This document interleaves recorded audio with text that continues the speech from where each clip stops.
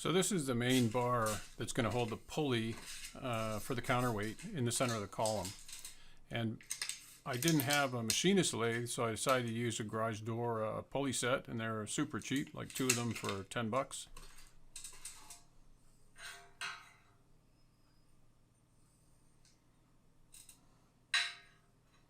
Pretty easy just to bolt it to the column.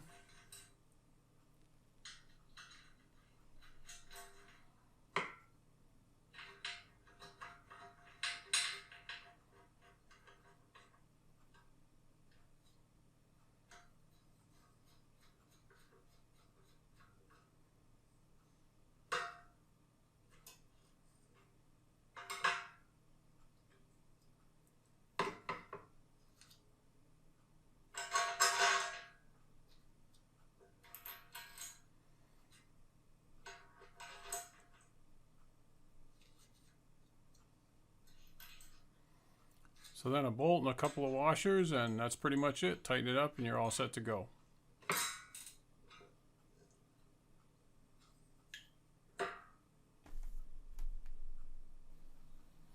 Okay, so here we've got the base plate as it is at the moment, and you're looking at 18 inches by 18 inches, 1/4 inch steel plate.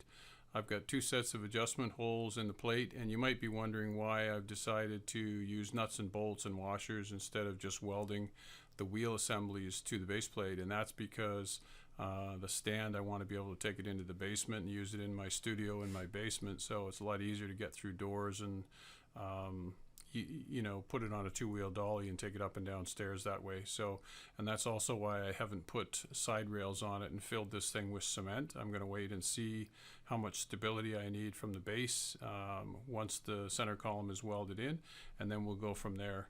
I was quite happy though, as you can see, I was able to weld some really righteous beads here on the wheel assembly, so I was really happy about that. And so far I'm quite happy with the way it's progressed. Just keep in mind though that if you do go with nuts and bolts, and these happen to be 5/16 nylock nuts, washers and bolts, you're probably adding about $30 to the build, because you know you got to buy all this stuff, right? So it all adds up in the end. The other advantage of this too is if the wheels were ever to wear out, or I needed to go with bigger wheels to get a little bit more height here, I can simply pull these assemblies out and bolt in something new. So there's a lot of advantages to using the nuts and bolts idea for sure.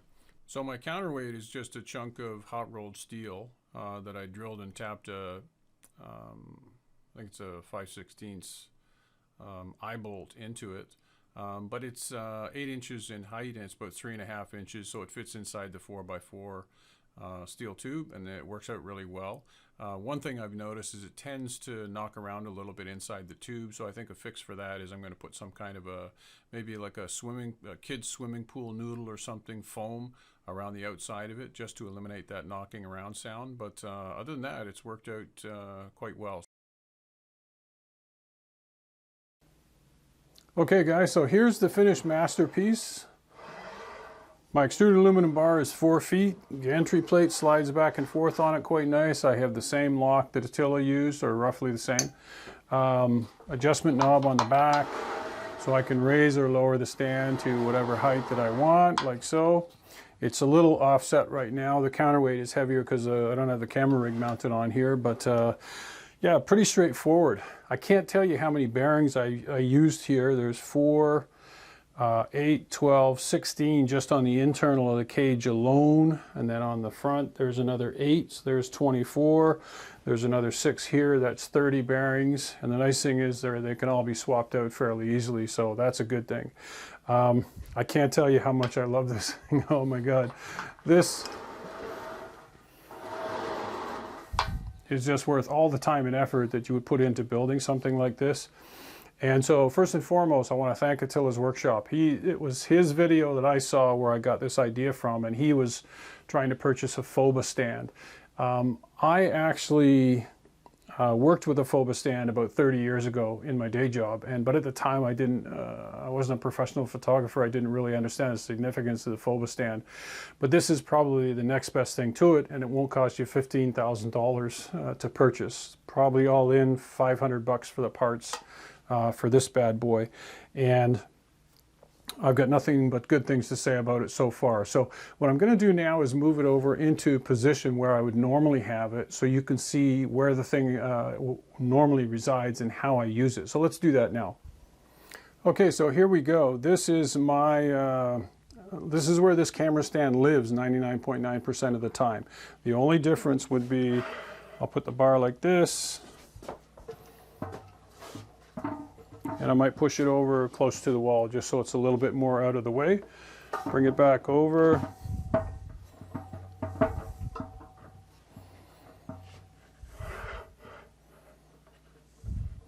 Right about here puts me right dead center with my studio. So this is, you know, like I say, this is pretty much where this thing lives. And if I need to shoot any longer, then I can come back this way and get a good 20 feet or so, so no worries that way. Okay, so let's take a look at this thing by the numbers.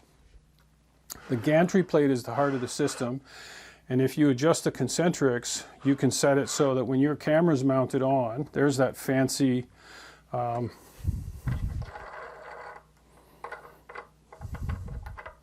little mount plate as compared to the first abortion that I built, which was just a piece of 1/4-inch aluminum plate. But what can I tell you? I had to learn how to work with aluminum.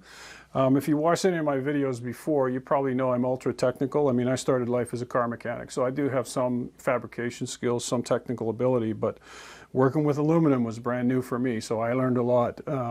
But anyways, I just kept this, put a spigot on the bottom of it. I'll use that for something else.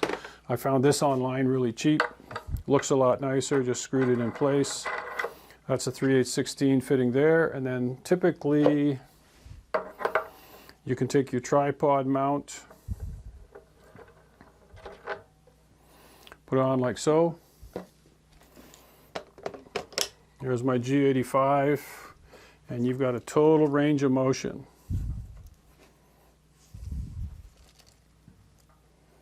Like so. Lock this down.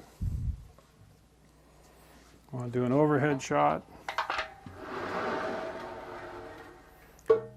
That's worth every second I spent building this thing. Can you tell I'm excited about it? I'm happy with it. Yeah. So loosen this, bring this back up like so. So that's primarily how I use it. The only difference is I would be using my A7 III. I'm shooting with a 24mm G Master right now. I have a 7-inch Lilliput monitor on top with a Deity D3 Pro or some other microphone. Right now I'm using Asden Pro XD lab mics. I absolutely love those. But yeah, that's the basic setup like that. Let's take this off. I can show you a couple of really cool things that I kind of stumbled across while I was doing this build. This little gizmo just came in the mail about an hour ago, and it's a 3/8/16 to a 1/4-20 adapter. So if you need to put a little, you need to go to a 1/4-20, you've got that ability real easily.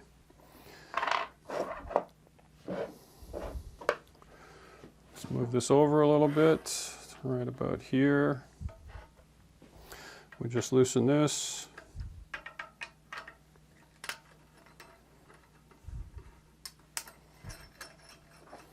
This is the little gantry plate I showed you guys earlier in the video, and this just slides on like so. And then I found this little mini, I guess, tripod head mount, mini mount, whatever you want to call it. But, oh, I got that right, yeah. Just pops down into there. So if you want to use a smaller camera like an A6000 or some small mirrorless thing or GoPro or something like that, you've got that capability. And these things come pre-made. They don't come with a little mini ball head, but they come with the aluminum plate and the 4 bearings. I'm actually thinking of doing a build guide because when I got into this, you know, I noticed that there was a lot of little things that I didn't know that I learned through doing the build process. And so I'm thinking, you know, it might be good to do a build guide and put some links and descriptions of all the parts and that for you. If it's of interest, just connect in. I mean, you know, I asked a couple of dumb questions to Attila on his YouTube channel. He came back with the answers right away. So I'm going to extend the same courtesy to anybody. If anybody wants to build one of these, you've got questions, just connect in. My email address is on the video, and I'll help you out as best I can. But yeah, so this was just kind of a little add-on feature I thought I would show you. Put this back in. Just snug this up. Snug this one up.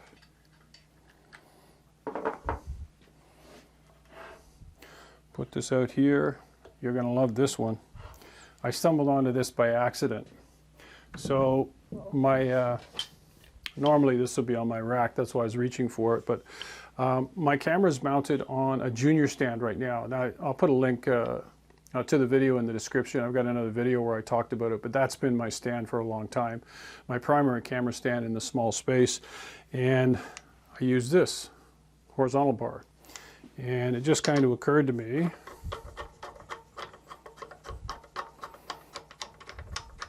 put that on, snug it up, and now it's just a game changer. I mean, you know, right away loosen this, you can turn these things down, I can extend them out, I can go back and forth.